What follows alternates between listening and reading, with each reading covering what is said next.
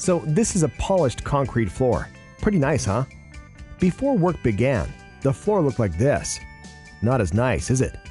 To really understand how we got this, out of this, we have to dive into the chemistry of concrete floors. Here are the basic building blocks of concrete: small aggregate, large aggregate, and cement paste. This is what holds everything together and makes concrete hard. But in with that hard cement is calcium hydroxide. It is left over from the hydration process, and it isn't hard like the rest of the slab. In fact, it is actually pretty soft. If this stuff is left in your floor, it reacts with carbon dioxide in the air, turns into a chalky dust, and you end up with a thin layer of dust on everything in the building. Densification is the process of applying a liquid silicate hardener to the concrete to get rid of that calcium hydroxide.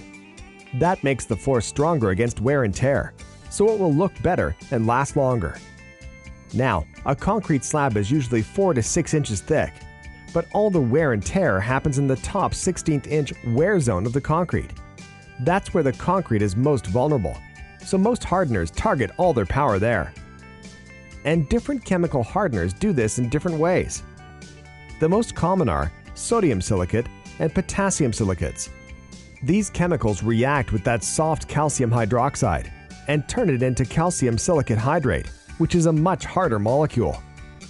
The application of a sodium or potassium silicate most often involves repeatedly scrubbing them into the floor and flushing with water. This generates hazardous wastewater that needs to be disposed of properly. A colloidal silica works differently. It fills small pores in the concrete with silica. This makes the concrete stronger.